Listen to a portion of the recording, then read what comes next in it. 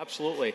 How's everybody doing? Having a great meeting. I really enjoyed the morning sessions. I love coming to meetings like this where I feel like I'm among kindred spirits. This is a high-tech environment, and you really have an important mission in life, which is our national defense and the well-being of our nation. And so it's really very, very exciting, the work that you support our country in doing. And I'll tell you a little bit later about my current venture, but I'm actually learning things that actually will help my little company Fluidity, just by osmosis being in your presence. But I wanted to share with you my somewhat unusual pathway through life. I'm going to take you to some places that you probably haven't been yet, but maybe that will change in the not-too-distant future. And I want to describe why I think investments in exploration and doing difficult things are so important for all of our lives. They're incredible catalysts for innovation. That's the reason we go into space. It's not just for the science that we obtain there, but for the new technologies that we develop that benefit all of our lives here on Earth. So I wanted to basically back up a little bit. This is actually a really extraordinary set of images taken from the Deep Space Climate Observatory. It was once known as Triana or GORSAT. It was actually first proposed back in the Clinton-Gore time frame. This is not a CGI rendering. This is actually the moon passing in front of this camera, and it's positioned between the sun, obviously, and planet Earth. And I just wanted to reflect on the incredible perspective that you can have from that vantage point of space and just backing up and taking a broader view. And we call this the overview effect. It's an extraordinary perspective of our home planet. We, at least in grade school, I always imagined the globe as basically continents with lines that depict boundaries and dots that depict cities. But actually, when you get up in space, it's a confluence of humanity. It's life-changing. It's an incredible perspective on all of humanity.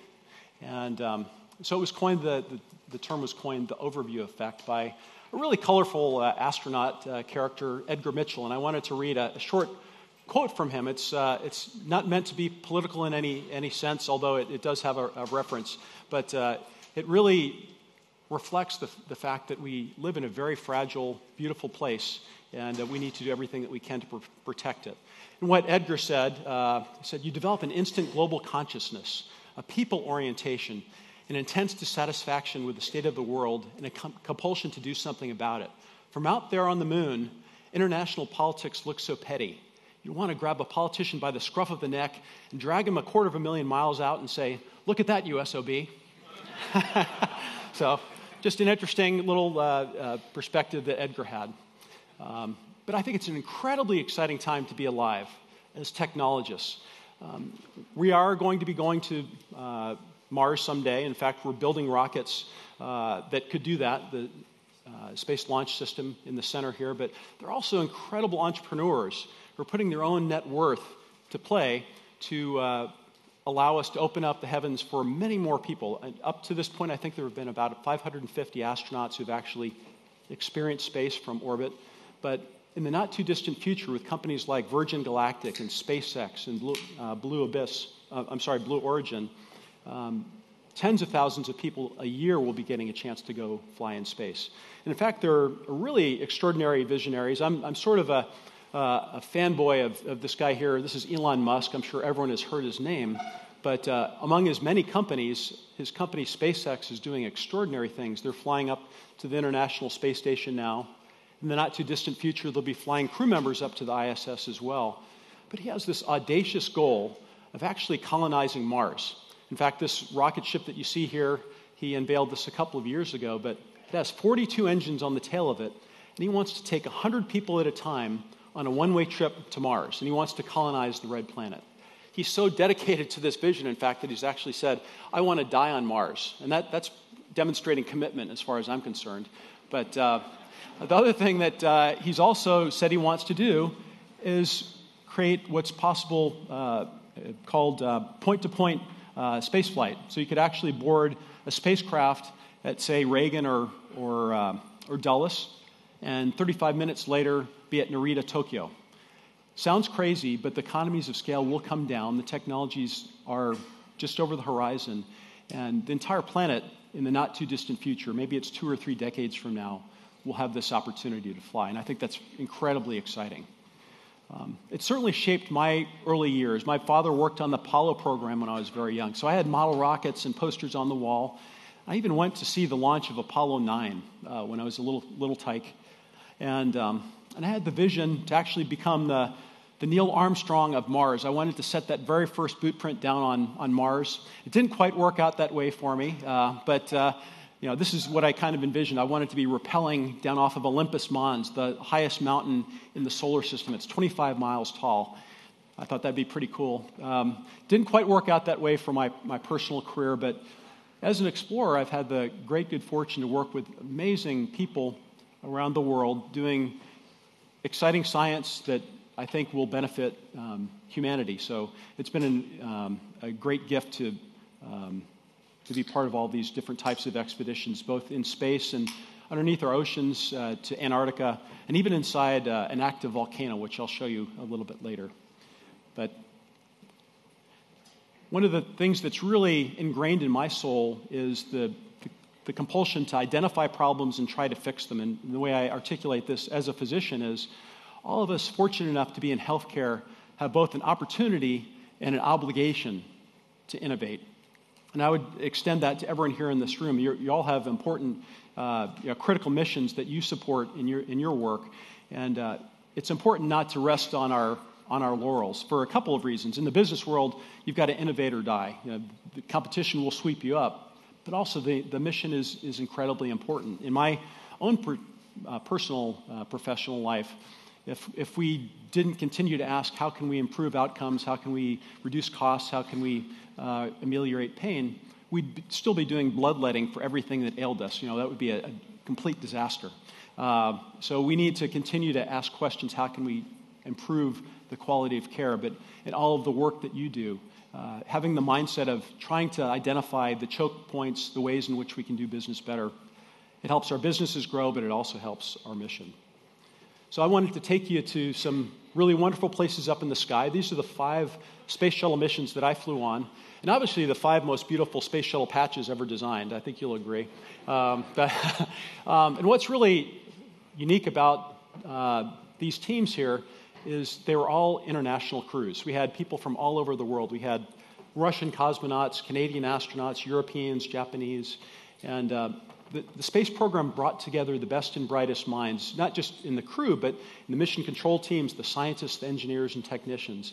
And it's a unifying mission for the betterment of humanity. And so it was really a thrill to be part of something larger than life like this. And these folks are sort of extended family for me. You spend a year and a half or so getting ready for a mission, and then you have these 2 weeks of real incredible intensity up in space. But it's not just with this group of folks that you see on the slide here. It's the mission control team and the trainers that help prepare you for the flight. It's a wonderful sense of belonging that quite honestly I miss today. But I had these 5 missions in space, and I'll relate a few stories from each of them. My first trip into space was on STS-66, and we set out to basically understand the Earth's ozone layer. There's a protective layer of ozone that's sort of like our planet's sunglasses. If we didn't have an ozone layer, we'd have a much higher incidence of skin cancer, plankton blooms, and plant life would be adversely impacted. So we had very sensitive sensors aboard this satellite that we deployed, and then other instruments in the payload bay that took these incredibly detailed measurements of our planet. The first thing that happens when you get back from your first space shuttle mission, you're no longer a rookie, and you know how wonderful it is, and you didn't get sick. You feel good about yourself. You want to get back in line. So they were actually looking for volunteers to go live and work aboard the Russian space station Mir. And this wasn't a glamorous duty by any means, because you had to actually go relocate to Star City, Russia, and you had to learn how to speak Russian pretty fluently. And so for a lot of astronauts in the office, it didn't sound like a very good deal, but for the adventurer and me, it sounded like this is an incredible opportunity. So I signed up. So I had just come back from my first flight, and I immediately jumped into Russian language training, which I don't know if any of you speak the Russian language, but it's not especially easy. have different alphabet and so on. But I ended up doing reasonably well at that. And about 5 months into my training, you may have noticed, but I'm fairly tall, especially for an astronaut. And they concluded that I was too tall to safely use the Soyuz capsule in an emergency. If I'd had to land in an emergency from the Russian space station, I'd probably break both of my knees and or my neck. Not good. So they pull me back to Houston, excuse me, and I get a new nickname. They call me Too Tall Parazynski. So that's kind of a cool nickname, but I was disappointed, of course. My replacement is the woman on the right here. Her name is Wendy Lawrence. And so she's at the exact opposite of the anthropometric spectrum. What could possibly go wrong, right? Well, there had actually been a collision. A resupply ship hit the Mir space station. They needed to do emergency spacewalks. Guess what? Wendy is too short to safely use the Russian spacewalking suit. She could actually pull her arm out of the spacesuit, tickle her nose, and put her arm back in the spacesuit. Not a good fit. So she became Too Short Lawrence, obviously. And the guy in the center, poor Dave, he became Too Average. And he was the guy that replaced both of us. But all three of us ended up flying on board STS-86 to the Russian space station. This is actually Wendy and I in the Soyuz capsule that I really could not fit in. And this is our destination. It was really an amazing place. It had been in the space environment for 12 years by the time we got there. And you can see the solar panels on the left-hand side here. There's actually a through hole in one of them. The radiator panels are really badly dented. They had lost pressurization in that module called Spectre. They needed to do emergency spacewalks, and unfortunately, Wendy couldn't help in that regard. But I got a chance to go outside with a very famous Russian cosmonaut, Vladimir Titov. He was the very first human to spend a consecutive year off of the planet.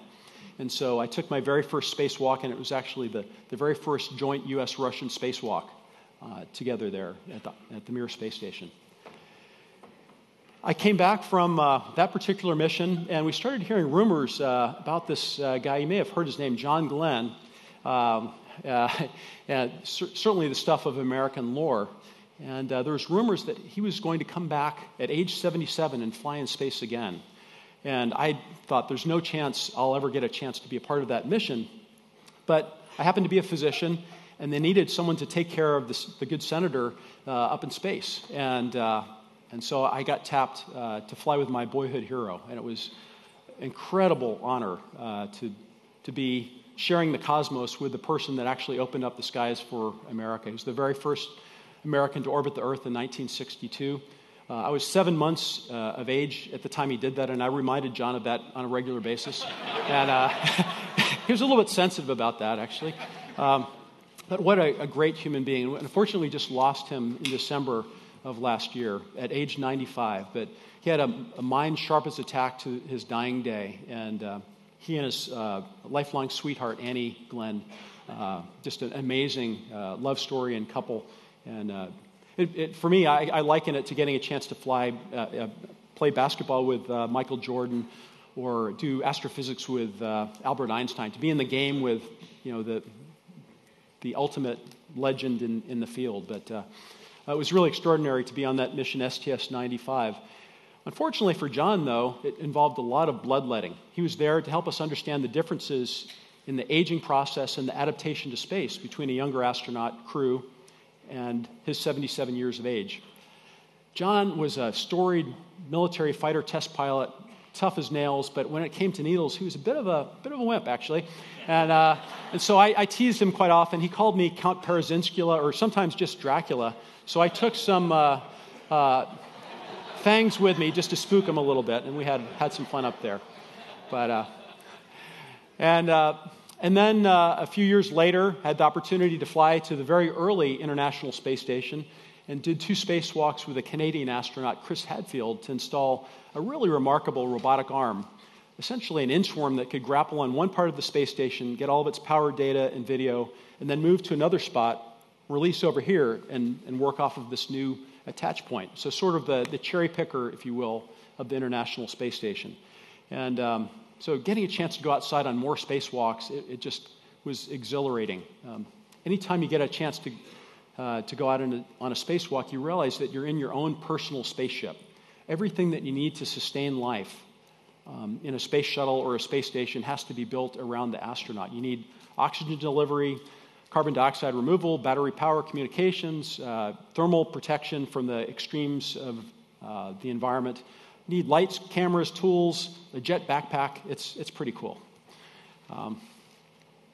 The most difficult time in my life, actually, happened not long thereafter. This is the wonderful crew of STS-107, the Space Shuttle Columbia crew, whom I'm sure you recall. This is Rick Husband and his amazing crew. They were all very, very near and dear friends of mine.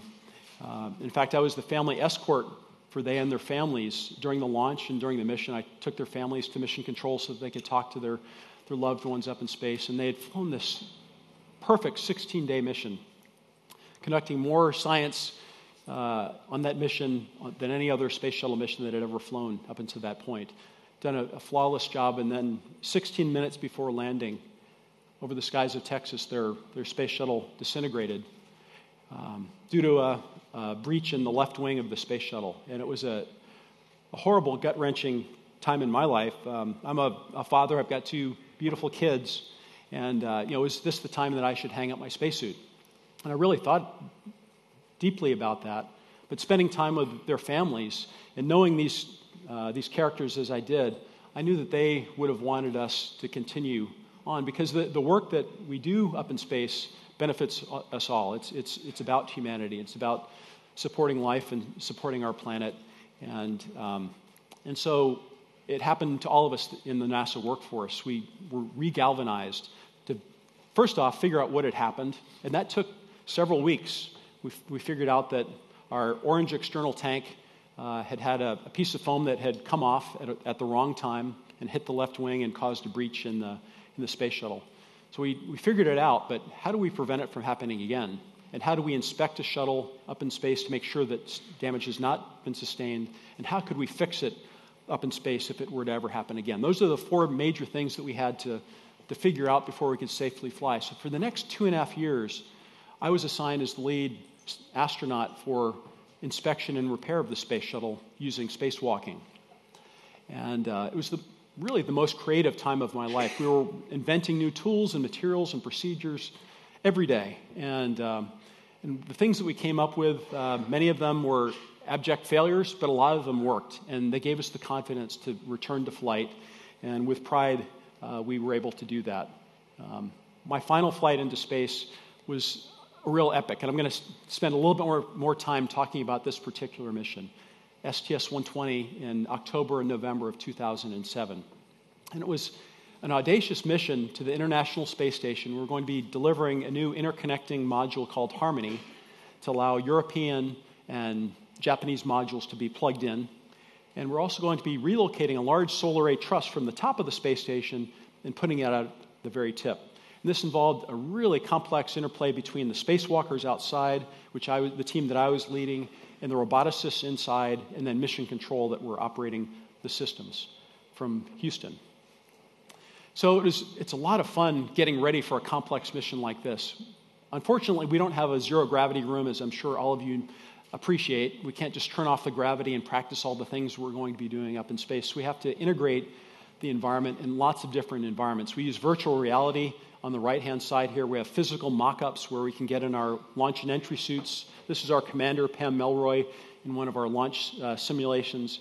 Dan Taney here on the left in the biggest swimming pool in the world called the Neutral Buoyancy Laboratory, practicing every detail of our spacewalks. And about 1.5 years of very intense training under our belts. We're about to walk out to the launch pad. And you're going to meet all these characters here in a little bit, but this is a wonderful crew led by Pam Melroy, who became only the 2nd female to command a space shuttle mission. We had an Italian astronaut, Paolo Nespoli. He's kind of at 4 o'clock there. He's actually up in space right now, which is kind of cool. And I'll introduce the rest of the folks a little bit later. So let's take a ride up into space, which is like the most exhilarating roller coaster ride of your life, except it lasts for 8.5 minutes. You're going to go from 0 miles an hour on the pad to 17,500 miles an hour in those 8.5 minutes. T0, white solid rocket motors ignite. You're leaving town in a hurry.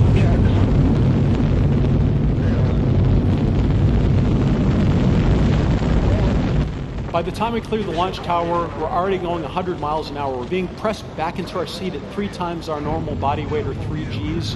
We're having to pressure breathe, forcefully inhale, and then it's pretty easy to exhale. You just relax and whew, it's gone.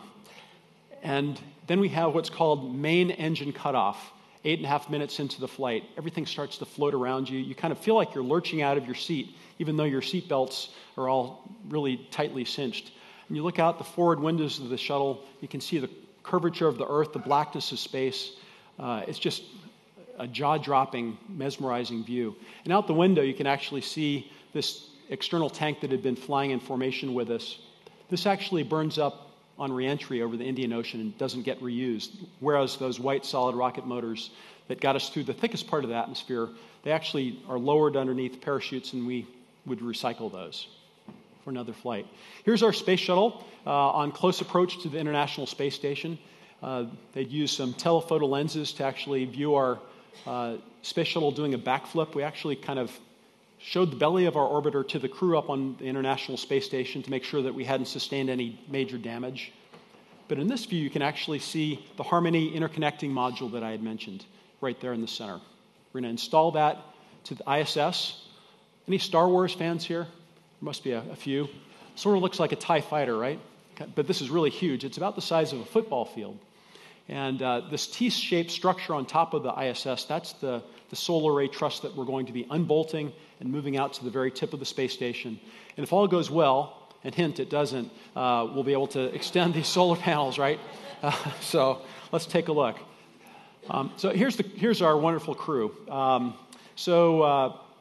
wanted to point out some of the unique aspects of actually living and working in space. It is so much fun. You have a grin from ear to ear every second that you're up there. There is no up or down or left or right or forwards or backwards.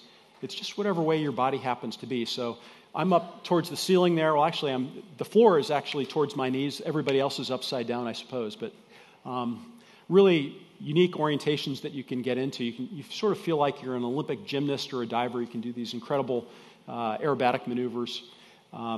So I did... I wish I had a pointer here, but at 1 o'clock is Doug Wheelock, who did 3 of the spacewalks with me. At 11 o'clock is Dan Taney, who did another of the spacewalks with me. 9 o'clock is Stephanie Wilson. She was our flight engineer on board the shuttle and the lead roboticist. The people in the dark shirts at the bottom, that's the ISS crew, Clay, Peggy, and Yuri. Peggy is actually the ISS commander, and this is kind of a historic first, but we had 2 female commanders up in space at the same time. It's really wonderful to have their leadership. And then at 5 o'clock or thereabouts, 5:30 is George Zamka, who's the pilot of the ship. And at 3 o'clock is Paolo Nespoli from Italy. So our mission had been going incredibly well. We were planning to do 5 spacewalks on this flight. We had done 3 when this photograph was taken. I don't know if you can see the huge grin on my face that I mentioned, but we were elated at this point because we had been able to plug in that new module. We had plugged in the new solar panel out at the very tip of the space station. Doug Wheelock and I floated in the airlock hatch, and we were doing an EVA. EVA stands for extravehicular activity, by the way. I probably didn't explain that, spacewalking. But we did a spacewalking high five in our spacesuits. We thought that all the hard work was beyond us at this point.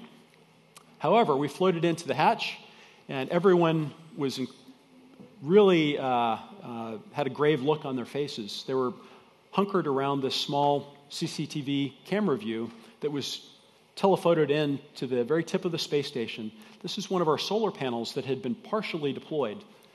And what you can't see is a small guide wire. It's sort of like leveler blinds that you have at home. It's made of steel braid cable. It had become frayed. We found out later, it had been hit by space debris, just enough to fray a couple of the strands of this cable. And now we have a crippled solar panel. We couldn't fully deploy it. We couldn't retract it either. We had a limp noodle out there. And the concern was if we were to undock the space shuttle at this point, it could actually rip apart. It could hit the space shuttle. We could have another Space Shuttle Columbia tragedy on our hands, or we could damage the space station irreparably. So we had to do one of 2 things. We had to figure out a way to go fix this out in space at the very tip of the space station, further than we'd ever gone before, or throw away $1 billion national asset, which would have been a horrible black eye to the program, and we might not have been able to launch those European and Japanese modules that were critical to the power from the solar panel. What I really love the most about being a NASA employee is working with so many brilliant people, and NASA just really hit it out of the park on this particular mission. People worked around the clock for 72 hours to come up with a plan to fix this, and it was led by the man here on the right. He's our lead flight director, Derek Hassman, and Steve Swanee was our Capcom. But people worked around the clock to come up with a brilliant plan to effect a repair with the supplies that we had on hand. We couldn't go to Home Depot and get a solar array repair kit. We had to build it with the stuff that we had on board. So it was really that Apollo 13 sense of urgency, and there were limitations. But we had lots of different supplies that we could tap into. And here George Zamka is holding what we called a cuff link. And it's basically a piece of wire about 5 feet in length, and we had cut small pieces of aluminum shim stock at the very tip, and then insulated everything very carefully. And of course, everything that you take out on a spacewalk has to have a tether loop, otherwise it's going to float off. And so this is part of the solution. Then we had to figure out a way to get to the tip of the space station beyond the length of the robotic arms that we had, and to fly a trajectory that was really fraught with a lot of challenge. There were other solar panels that had to be scooted around and other critical structures around the space shuttle and space station. So it was a very difficult job for Stephanie and Dan to do. And then there was the guy out in the spacesuit. That was me. And I was going to be working on a live solar panel that couldn't be turned off. Even when we're in Earth's shadow, what we call orbital night, it's still generating lots and lots of current. In orbital daytime as well, we had to work on this thing in its current configuration. So all the tools that I was going to be working with had to be specially insulated, and even the metal disconnects on my gloves had to be specially insulated with tape such that I wouldn't get shocked. 100% oxygen and electricity don't get along very well, at least not for very long. So this is what it looked like. This is a God's eye view, if you will, from my helmet. I'm on the end of this 90-foot-long robotic boom. It's a 45-minute one-way trip out to the tip of the space station to a place that we never thought we'd ever want to go. Working on a very dangerous patient that could shock us, with tools that had just been invented, with procedures that had just been developed, and but other than that, it was pretty much a regular day on the job. And here it is. We're up close and personal now, and it's shiny and gold and beautiful. But actually, it's kind of spooky to be up close to a live solar panel. Had to develop some special techniques on the fly to insert these cuff links through holes that were in the solar panel to basically cover the torn portion of the solar panel. And then we also had to cut out that guide wire that had caused the damage in the first place. And lo and behold, after a 7-hour, 19-minute spacewalk, it worked beautifully. It was really my best day on the job ever. And I think if you were to ask any of the mission control team or the flight crew that were a part of this, this was as good as it gets, the high point of our careers. We were able to install 5 of these cuff links across the breadth of the solar panel, and then fully extend the solar array, and it's now generating 100% of the electricity that it was designed to. And of course, those European and Japanese modules that I mentioned were then launched. So really a home run for the NASA team. Here's kind of a closeout shot, Doug Wheelock looking up the solar panel at me. Really a wonderful day. And one of the real treats for me, being a climber and a mountaineer, was the fly-around that we did after our successful mission. We had undocked from the ISS, and we did one full lap to actually look at the condition of the ISS and also the repair that we had just done. We're actually flying over the Himalayas, so just a spoiler alert, we're going to talk about the Himalayas here in a little bit too. But the end of our nearly 17-day mission, they put me down in coach, bulkhead seat, really horrible in-flight service, no window. But Pam's up on the flight deck, and she's got a great view because she's going to be landing the shuttle today. And it's really extraordinary. I've had 3 opportunities to observe the reentry process from the flight deck, and it's this brilliant light show outside. You're actually converting all of your kinetic energy, your your motion into heat energy, thermal energy, and you're heating up the molecules outside of the spacecraft, creating a plasma flow. And so basically you're flying through a fireball, and it's about 3,000 degrees outside. You wouldn't want to stick your hand out. But really an incredible light show. Kind of a pulsatile orange glow as it interacts with the outside of the spacecraft. You can also see the different displays and controls of the space shuttle. 3,000 different switches, knobs, circuit breakers, and so on. We're coming back essentially as a glider. We don't have any engines on the tail of the ship to give it more power to go around the pattern and try again. So in a really bad day, we would have the ability to jettison the side hatch and bail out, but thankfully we've never had to take that option. And so Pam and George lined us up for landing here at the Kennedy Space Center. You can see the heads-up display. On the right-hand side is our altitude and then our airspeed on the left. We're coming down super fast and super steep, much steeper than a fighter aircraft or any other aircraft in the sky. But we're falling like a brick. It's not a very good glider. Short, stubby wings and very, very heavy aircraft. So about 300 feet above the ground, we finally lower the gear because that creates a lot of drag. And then Pam gently touches us down after many orbits of the Earth and millions of miles traveled up in space. Really, she did a beautiful job bringing us back home.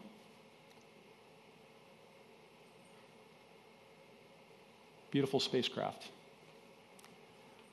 And then we also use a drag chute to help slow us down on this nearly 5-mile long runway. So I mentioned we're going to be talking about the Himalayas. I've been climbing since I was about 15 years of age and started rock climbing and ended up living for a time in Colorado, started mountaineering, ice climbing. And the more you climb, the more you start thinking about, well, what would it be like to actually go to Mount Everest? And I think the preparation that I gained from being an astronaut really set me up well to be successful in the Himalayas as well. But it doesn't really count unless you make it a round trip to Mount Everest. Unfortunately, there are over 250 souls that have made it a one-way trip. Some of them touch the summit, but it doesn't really matter if you don't come back home to your family and friends. So, but for me, it was sort of a mythical place. I had seen it on my very first space shuttle flight. I flew overhead. I took this beautiful photograph looking straight down on the summit of Mount Everest. It almost reads like a topographic map. You can see the different routes on the mountain. You can see Everest Base Camp and Lhotse and other 8,000 meter peaks in this frame. I had this blow up over my desk for many years, and I would daydream what it would be like to actually have my own boot prints there. And so in 2008, I had the first opportunity to do that, and I applied the same sort of mindset and preparation that I'd used for spaceflight. I read everything that I could to be as knowledgeable about the environment as I possibly could. I trained physically and technically as hard as I could. And one of the books that I used as my Bible of what not to do on Mount Everest is called Into Thin Air by John Krakauer. Has anyone read this book? It's an amazing adventure book. Even if you have no interest in climbing whatsoever, I think it's the second best book ever written. I'll let you guess what the first one is. Okay. But no, this is an extraordinary book, and I encourage you to check it out if you haven't seen it. But like I said, it was a guidebook of what not to do. 11 people perished on the mountain unnecessarily this particular year in 1996. And one of the things that I learned from that book was actually a source of innovation for me. Many climbers get to the tops of lofty peaks, and they've got 3 liters of frozen ice in their backpack, which is completely useless to you, but that's when you need your hydration the most. If you're dehydrated and malnourished, and you're also exhausted at the end of a long summit day, it's likely something bad is going to happen. Most people will actually perish on the descent. So I created a hydration system that actually sat inside my down suit, and it invoked a closed feedback heater loop on the drink straw such that the drink straw would never freeze. So it was actually a source of heat and warmth in my down suit as I started my summit day, but also was guaranteed not to freeze up. So we're in the process of trying to commercialize this technology now. But just a simple example of using a crazy environment as a source of innovation. The environment of Everest is really breathtakingly beautiful, and I encourage everybody to put Nepal and the Himalayas on your bucket list. Maybe not to climb to the summit of Everest, that's not for everybody, but trekking in Nepal will change you. It's a spectacularly beautiful place. The scale of it, the people, the Sherpa people are spiritual and wonderful people, and it's a life-changing experience for everyone who visits. But here deep in the Khumbu Icefall, this is one of the most dangerous parts of the climb, you're actually walking on a flowing river of frozen snow and ice, and every day this whole river will move about 3 feet, and there are avalanches almost every day. So we would try and get through here before the sun's light would hit. But there are occasions where you're looking down 250 feet into a crevasse or a serac that stands equally tall. So if you have any fear of heights, this is not a good place to go hang out, I guarantee you. But here I am. This is actually May 20th, 2008. I'm on my summit push. This is day 59 of my expedition. I don't know if you can see the bloodshot or pain in my eyes, but I have excruciating low back pain. It's like someone's driving a dagger in my low back. And I'm just hoping that I can sleep the night and the pain will have abated and I can continue on to the summit, just 24 hours away. Unfortunately, there's nothing I could do. I tried to stretch every which way. I put ice on my back, tried to cinch my waist harness as tightly as I could, and there's no getting rid of this pain. And so this is really a defining moment in my life because I had to decide whether or not to risk my own life to go for the summit of my dreams or to descend. But it was a bigger question than that. It was actually, do I risk my teammates' lives and their summit success? They would have done everything they could have to try to help me if I were to collapse up higher on the mountain. So it was a decision that I willingly made, not knowing whether or not I could ever return to the mountain. This is my very good friend, one of my best friends on the planet, Bob Lowry, who Perry knows quite well. But he was on the mountain with me. He had to descend as well for other reasons. And so, as I like to point out, at least I had an unlimited supply of ice. And so every 20 or 30 minutes, I would ice my back down on my descent. It took forever to finally get down to Everest Base Camp. And I was able to then get back to Kathmandu and ultimately to my home in Houston. Got an MRI, and sure enough, I needed surgery. And I needed to have a disc removed from my back. And within a couple of hours of that surgery, I was up and walking. And 2 months later, I was back in the gym without restriction and starting to daydream about going back to Mount Everest, which I did the very following year. And here you can see myself and my good buddy Danuru Sherpa from Fort Say, high above Mount Everest Base Camp, which is at the lower left of this image here, and on an acclimatization trek. He's an amazing athlete. He's now summited Mount Everest 16 times, which is just unbelievable. I always used to tease him that he had three lungs and 2 hearts. But on summit day, it was actually the great equalizer because he was every bit as wiped out as I was on the mountain. So had to spend another 2 months almost on the mountain to acclimatize. You don't just arrive at Everest Base Camp and start working your way up towards the summit. You actually will assemble Camp 1 and spend a couple of days there, come back down to base camp, rest at 17,500 feet above sea level. Then you go up to Camp 2, which is at 21,500 feet, spend a couple of days, come back and rest for a week. Then you'll repeat that cycle going all the way up to Camp 3 at 24,000 feet, come back and rest, and then you're hoping for a weather window of 4 to 5 days in early May, and you'll use that weather window to hopefully get to the top of the mountain before the jet stream and the monsoons come in. And so luckily, I was able to find that beautiful weather window. This is our camp at 26,000 feet above sea level. This is the beginning of what's called the death zone, which is a very dramatic name, but it's above 26,000 feet. This is a place where the human body simply cannot sustain itself. You can't get enough calories down in your system. You can't drink enough fluid to stay healthy. Your body is basically eating itself apart. So you want to arrive here and be just a transient visitor. So you arrive early morning. You spend much of the day resting. Use a little bit of supplemental oxygen and get as many calories down as you can stomach. And then through the middle of the night, we're going to cross this plateau, attain the right skyline, and then follow that up to the south summit All this in pitch blackness, just with a headlamp on our heads. And then drop down a little bit. There's a corniced ridge line, and then about 300 feet above the Hillary Step, a rock outcropping high on the mountain, you attain the summit at 29,035 feet. And so if you've ever wondered what it actually looks like to stand on top of Mount Everest or to arrive on Mount Everest, this is actually it. I was actually the team physician for a television show called Everest Beyond the Limit in its third season on the Discovery Channel. So Danuru actually had a helmet-mounted camera, and you can see me coming into the field of view here. First thing you want to do, of course, when you get to the summit is plop on down. You're pretty exhausted.